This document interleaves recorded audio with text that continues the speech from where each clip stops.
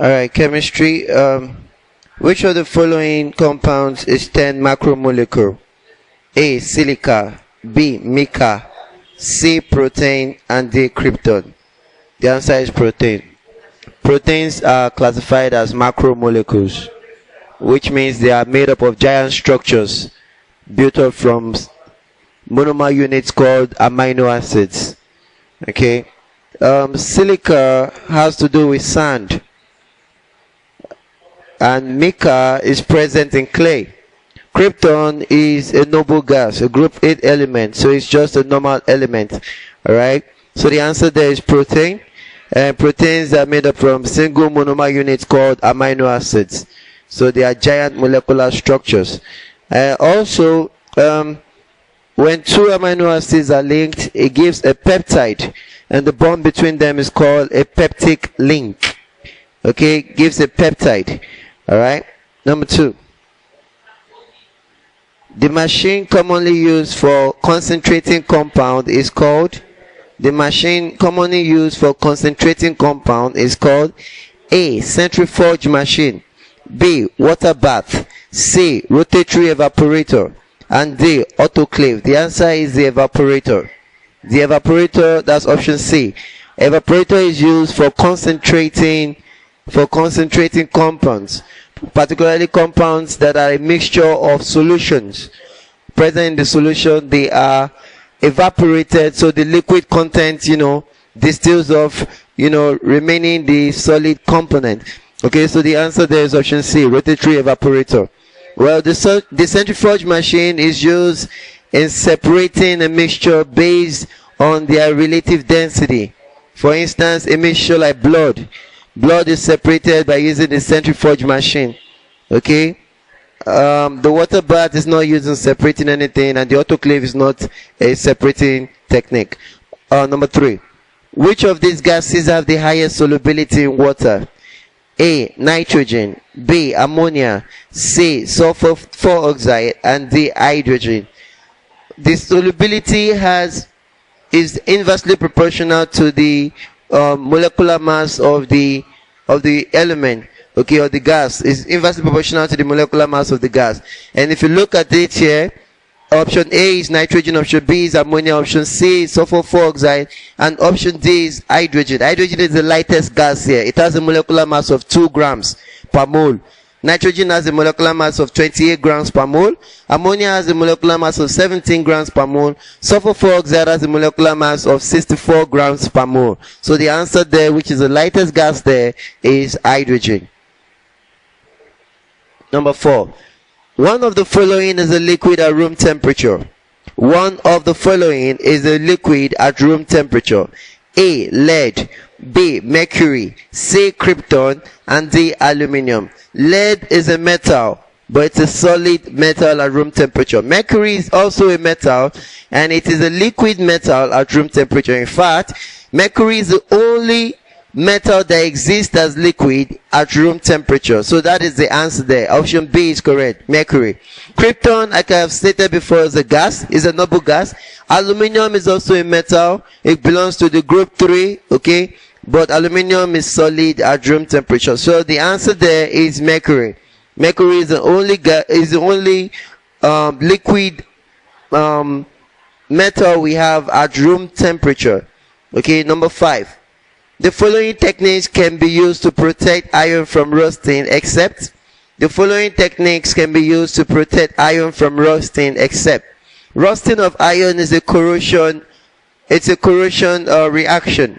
Corrosion reaction involving oxidation. Okay, so to protect iron from rusting, we cannot oxidize it.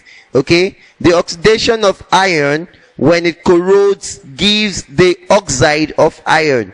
Okay, it gives the oxide of iron. When iron corrodes, it gives iron 4 oxide. And iron 4 oxide is a brownish, substance which characterize corroded iron. Okay, so the answer there will be oxidation. Electroplating can be used to prevent it from further rust. Painting can also be used to prevent it from further rust. Galvanizing is coating it with zinc. Okay, coating iron with zinc to prevent it from further rust. And since oxidation is the only odd one out there, then option A is correct, oxidation. Okay, it means that to protect iron from rusting, you do not oxidize it. Okay, oxidation already is a corrosion, which is rusting, is a corrosion process, is a corrosion reaction. Alright, number 6. Which of these products forms at 200 degrees Celsius and 300 degrees Celsius during the fractional distillation of crude oil? That is, which of these products form at 200 degrees Celsius and 300 degrees Celsius during the fractional distillation of crude oil? A, bitumen.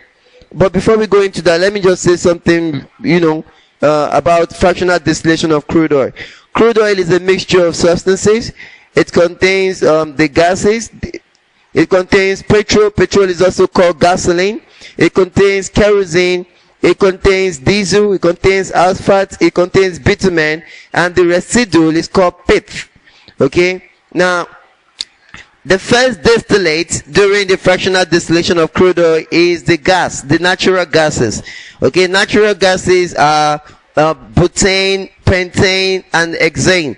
Okay? They are the first to distill off during the fractional distillation of crude oil. Then comes gasoline. Gasoline is also called petrol. Petrol distills after the natural gas. Then kerosene distills next. Then you have diesel distilling off next. Before you have asphalt, bitumen, and pith. Pith is the residual. It does not distill. So they say, which of the following products forms at 200 degrees Celsius and 300 degrees Celsius during the fractional distillation of crude oil? Option A, bitumen. Option B, gas oil. Option C, petrol. And option D, kerosene. The answer is gas oil. Okay, the first to distill off at a lower temperature of 200 to 300 degrees Celsius is the gas oil. Okay, they are the first distillates. Option number 7. Perfumes contains A, alkaloids, B, esters, C, alkanoic acids, and D, none of the above. The answer is esters. Esters are sweet-smelling liquids, and they are used in the perfume industry. Another name for esters, they are called alkanoids. That's what they're called. They're also called alkanoids. Alkaloids are formed in plants. Okay, alkaloids are examples of waste products given off in plants. They are toxic waste products given off by plants. A very good example of alkaloids include nicotine and also cocaine. Okay, number 8. Of course, alkanoic acids are carboxylic acids. They are the first set of organic acids. Okay, the first member is methanoic acid, which is also called formic acid, and then ethanoic acid, which is the most popular. Number 8. Glucose can be obtained from cooked yam by glucose can be obtained from cooked yam by yam is a polysaccharide. It's made up of a polysaccharide called starch, and starch is made up of glucose monomers. So to get our glucose from our starch, we have to break down starch, and that process of breaking down a bigger compound to give smaller compound is called hydrolysis. And most often than not, acids are used for hydrolyzing. Okay, so to get glucose from our starch, you need to hydrolyze the starch by boiling it with water or with acid. Okay, look at the options here. Glucose can be obtained from cooked yam by A, soaking in water and allowing to ferment, B, hydrolyzing with acid and boiling, C, combustion, and D, heating. The answer is B, hydrolyzing it with acid and boiling. Okay, option A, soaking in water and allowing to ferment. Fermentation of starch will give alcohol. Okay, it will give alkanols. Okay, that's alcohol. And of course, it is one method of industrial preparation of ethanol. Ethanol is the most important industrial alcohol. Okay, it's the family, so ethanol is the most important. So fermentation is the most is the industrial method of producing ethanol. And of course, ethanol is produced widely in breweries and other ethanol alcohol related industries. So the answer there is hydrolyzing with acid and boiling. Of course, when you hydrolyze glucose, when you hydrolyze starch, it gives glucose. It breaks down into glucose. Recall that starch is a polysaccharide and glucose is a monosaccharide. That's a simple reducing sugar. And in between polysaccharides and monosaccharides, there are still disaccharides. We shall be talking about that later. Number 9. Okay, this is a calculation question. Okay, 3.14 grams of a mixture of sodium, hydrogen, trioxocarbonate 4. 3.14 grams of a mixture of sodium, hydrogen, trioxocarbonate 4. That's sodium, hydrogen, trioxocarbonate 4. And sodium trioxocarbonate 4 on heating produces 224 centimeter cube. And NaCO3 on heating producing 224 centimeter cube of CO2 at STP. STP is standard temperature and pressure. Okay? The mass of sodium trioxocarbonate 4 in the mixture is, you're told to calculate the mass of sodium trioxocarbonate 4 in the mixture. Now, if we have the total of this, what we have is NaHCO3 will break down to give us Na2CO3 plus CO2 plus H2O. And if you have NaHCO3 of a mixture of NaHCO3 and Na2CO3 will decompose to give 224 centimeter cube of CO2. Now you're told to calculate the mass of Na2CO3 present in that mixture, and which is what we're about to do now. Okay? So, it is known that NaHCO3, that's sodium hydrogen trioxocarbonate 4, is going to decompose, but sodium trioxocarbonate 4 will not decompose. Okay, so if you have, from the equation above, you can see that 2 moles of NaHCO3 will decompose to give 1 mole of NaCO3 plus carbon dioxide. It means that 1 mole of carbon dioxide is produced from the decomposition of 2 moles of NaHCO3. Now the molecular mass of NaHCO3 is what we should calculate first. Sodium is 23 plus hydrogen is 1, plus carbon is 12, plus oxygen is 16 times 3.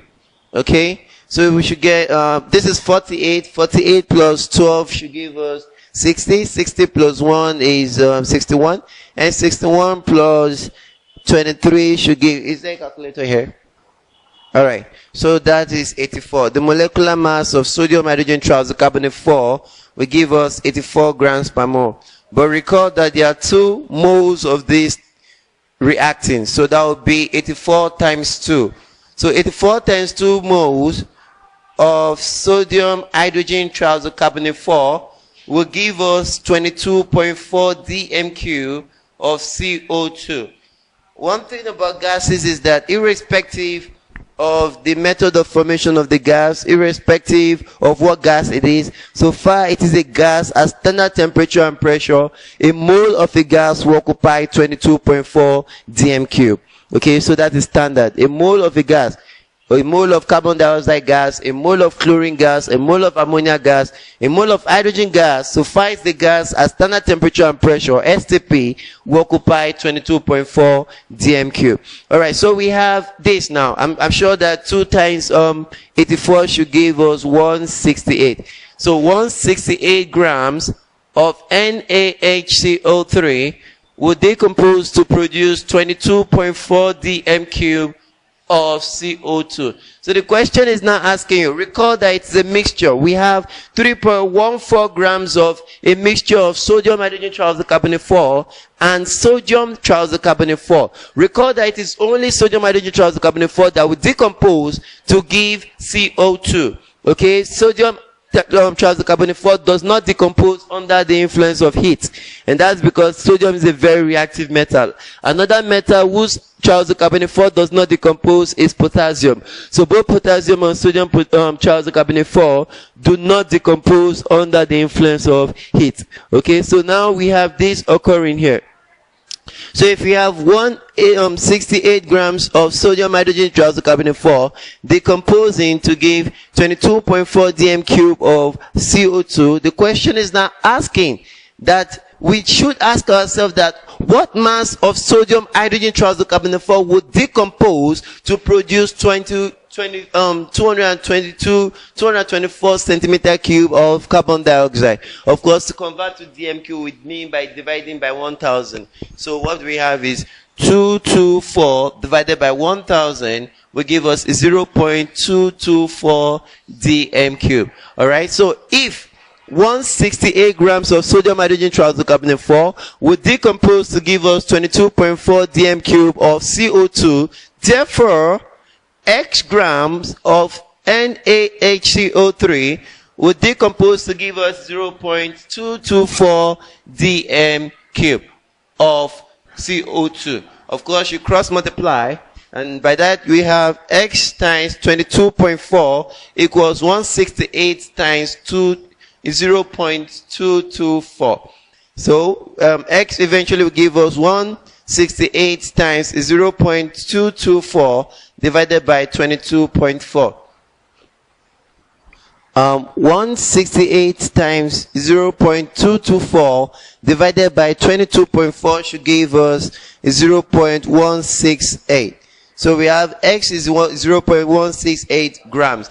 Now this is the mass of sodium hydrogen trioxocarbonate 4 decomposing. So we need to get the mass of sodium trioxocarbonate 4. Recall that, okay, so now we have the mass is 0.168 grams of sodium hydrogen trioxocarbonate 4. But we have a mixture of both sodium hydrogen trioxocarbonate 4 and sodium trioxocarbonate 4. And the total mass of the mixture is 3.14 grams. Now, if we have gotten the mass of sodium hydrogen trioxocarbonate 4 to be 0.168 grams, then the mass of sodium trioxocarbonate 4 will give us 3.14 minus 0.168. And that should give us. Alright, there was an error there. 168 times 0.224 divided by 22.4 would give 1.68 grams and not 0.168 gram as said earlier. It will give 1.68 grams. So the mass of sodium hydrogen trioxocarbonate 4 that will produce 224 centimeter cube of carbon dioxide on decomposition is 1.68 grams. So the answer we got there was 1.68 grams. Now, if the total mass of the mixture is 3.14 grams, recall that the mixture is that of sodium hydrogen trioxocarbonate 4 and sodium trioxocarbonate 4. So if we have the total mass of the mixture being 3.14 grams, then the mass of sodium hydrogen trioxocarbonate 4 that we got, that we decompose to give this volume of carbon dioxide is 0.224 dm cube of carbon dioxide. We got that to be 1.68 grams. Now, the total mass of the mixture, which is 3.14, minus the mass of sodium hydrogen trioxocarbonate 4, which we got to be 1.68, is going to give us the mass of sodium trioxocarbonate 4 present. Okay, so that will give 3.14 divided by 1.68 will give 1.46. 1.46. So the answer is 1.46. 1.46 grams of sodium trioxocarbonate 4 is present in the mixture. So 1.46 gram of Na2CO3 is present in the mixture. And that will be our final answer. What option that? That is option B. Option D is correct. Okay, option D is correct. Option D is correct. Okay, no, that would be option B. Okay, option B, 1.5 grams. I think they must have So option B is correct, 1.5 grams. Okay, now number 10. Type metals. Type metals consist of. When they talk about type metals are those metals that are used in producing. Type metals are used in producing coins. Okay, they are used in producing coins. Okay, and also aside from producing coins, they are very valuable metals. They are not as valuable as silver and gold. We are in between silver, gold, and other less valuable metals. And now option A, antimony and tungsten. Option B, lead, antimony and tin. Option C, copper and aluminium. Option D, none of the above. Antimony is a type metal, but tungsten isn't. Remember that tungsten is mostly widely used in the making of electrical bulb. Okay, they use tungsten in building electrical bulbs. Okay, lead is also a type metal, and of course tin is also a type metal. Copper is a type metal, but aluminium isn't, so that makes option C wrong. Remember, option A is antimony and tungsten. Option B, lead, antimony and tin. Option C, copper and aluminium. Option D, none of the above. The answer is option B, lead, antimony and tin. In fact, lead, antimony, tin and copper are what we classify as type metals. Okay, type metals: lead, antimony, tin and copper. Number 11. So the answer to option to the question 10 is option B. Number 11. Avogadro's law can be deduced from, I repeat, Avogadro's law can be deduced from A, atomic theory, B, Avogadro's theory, C, kinetic theory, and D, ionic theory. Avogadro's law states that equal molar volume of all gases at the same temperature and pressure occupies the same number of molecules. They contain the same number of molecules. Okay. Recall that when we were talking about gases, I told you that 1 mole of every gas at the same temperature and pressure, which is STP, standard temperature and pressure, will occupy the same volume, which is 22.4 dm³. Okay, that theory is from the kinetic theory of gases. Okay, so Avogadro's law is directly acquired from the kinetic theory of gases. Okay, it states that equal volume of all gases at the same temperature and pressure contain the same number of molecules. So option C is correct. Option C, kinetic theory, is correct. The atomic theory has nothing to do with Avogadro's law. Okay, the atomic theory has to do with the arrangement of electrons, neutrons, and protons in an atom. Okay, there is nothing like Avogadro's theory. And then the ionic theory has to do with formation of ionic bonds. Okay, the formation of ions in ionic bonds. So option C, the kinetic theory, is from where the Avogadro's law was deduced from. So option C is correct. Number 12. One of the following oxides occur widely in sand. One of the following oxides occur widely in sand. A, calcium oxide. B, silicon 4 oxide. C, zinc oxide. And D, lead 2 oxide. The answer is silicon 4 oxide. Okay, sand is made up of silicon 4 oxide. Silicon 4 oxide is also called silica. Okay, SiO2. Okay, that is silicon 4 oxide there. It's what makes up sand. Alright? Okay. Next question. Which of the following substances has a cube crystal structure? Which of the following substances has a cube crystal structure? Option A, copper 2 oxide. Option B, sodium chloride. Option C, aluminum chloride. Option D, none of the above. The answer is option B, sodium chloride. Sodium chloride has a cube crystal lattice structure. Okay, it has a cube crystal lattice structure. Okay, copper 2 oxide is also an ionic structure, but it's not a cube crystal structure. Aluminum chloride is also an ionic compound, but it is not a cube crystal structure. In fact, both copper 2 oxide and aluminum chloride tend towards covalent characteristics, and that is why they tend to decompose easily under heat. Sodium chloride, on the other hand, is a cube crystal lattice structure, very strong, very hard. Okay, it would not melt, it would not decompose under heat, except at very, very high temperatures. And then it cannot be shattered easily. It has a crystal structure. Now, number 14. Epsom salt has the chemical formula Epsom salt. Epsom salt is magnesium tetraoxosulfates pentahydrate. Okay, Epsom salt has the chemical formula A, MgSO4 dihydrate. That's MgSO4 dihydrate. That's option A. Option A is MgSO4 dihydrate. Okay. Option B. B is MgSO4 pentahydrate. Of course, which is our answer? MgSO4 pentahydrate. That's option B. Okay.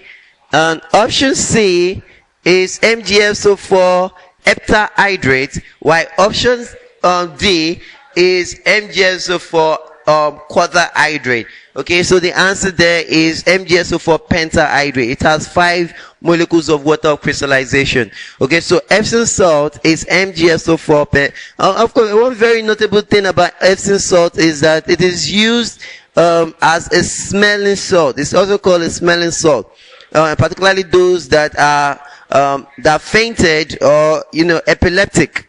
All right, they use it as smelling salt for them. At low temperatures, rhombic and monoclinic sulfur contains. Okay, you should know that sulfur exists in 2 allotropic states. Now, what is an allotrope? Allotrope is the existence of an element in 2 or more physical conditions, 2 or more physical states. Okay, it's called allotropy. And those elements, those phases are called allotropes. Okay, a very good example of them is carbon. Carbon exists in 2 pure allotropic states, graphite and diamond. Of course, we know the differences between graphite and diamond, or we might be treating them later. But in this case, we're being asked about rhombic and monoclinic sulfur. Rhombic and monoclinic sulfur are the 2 allotropes of sulfur, and they contain A, ring-like S8 molecules, that's sulfur 8 molecules, B, ring-like molecules, C, sulfur 8 molecules, and D, sulfur 4 molecules.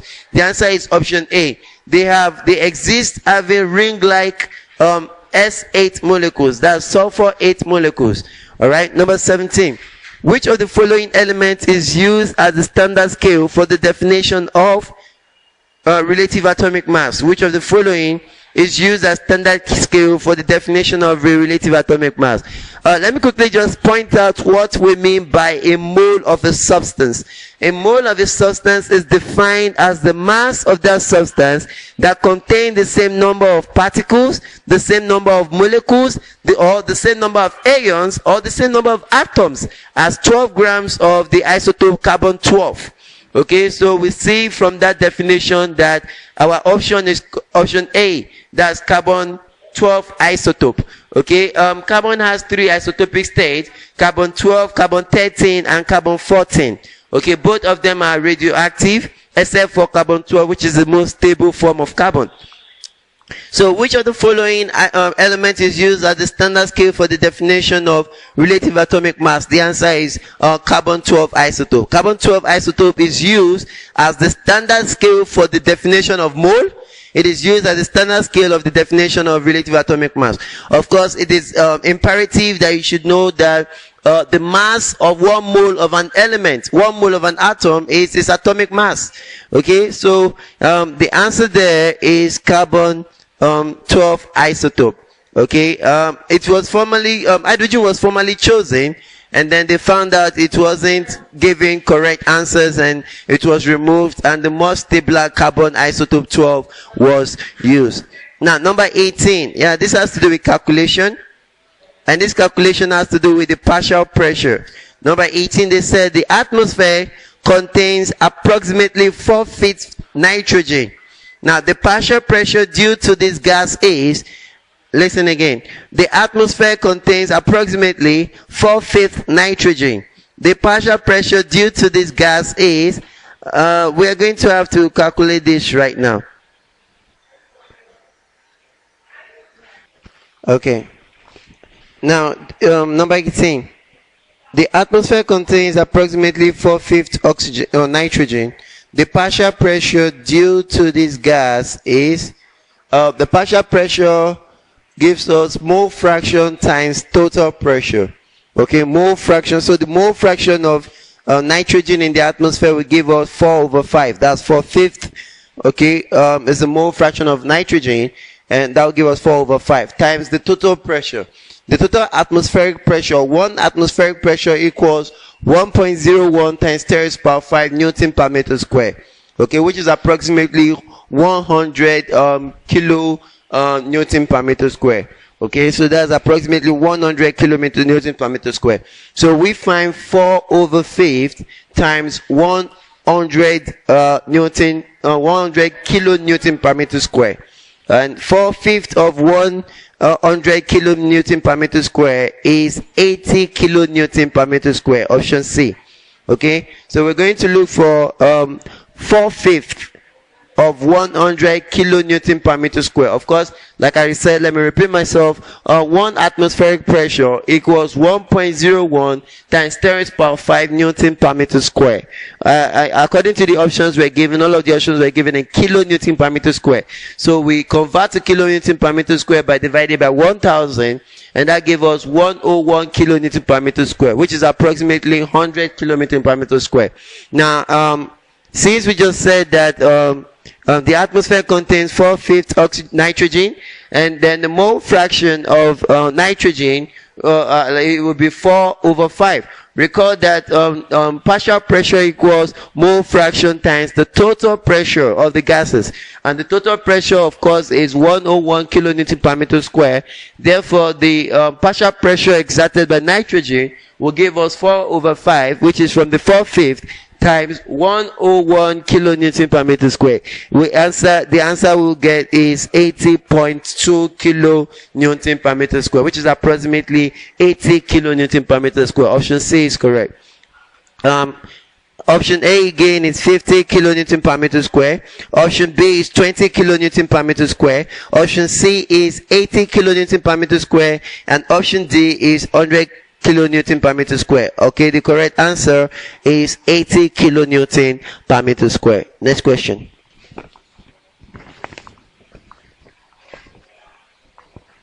Number 19.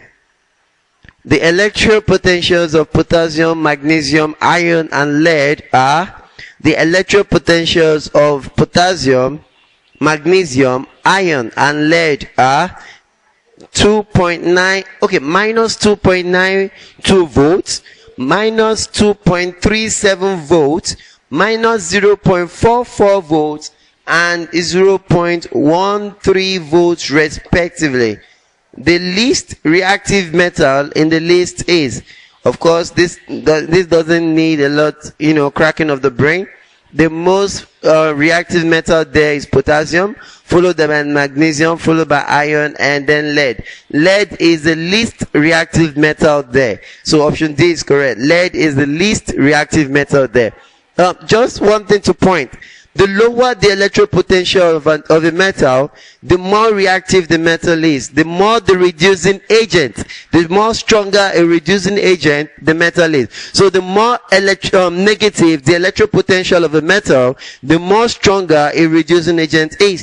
And you can see potassium has the lowest electric potential there. It has a negative electric potential of minus 2.92 volts. So it has the least electric potential, and therefore it is the most strongest reducing agent, and of course the most strongest metallic character. That's the most strongest reactive metal. Okay, and of course lead there has a positive electric potential, which is the highest electric potential, and therefore lead is the lowest reducing agent there. Okay, and that makes it the least reactive metals on the electrochemical series according to the lineup we have here. All right, number 20.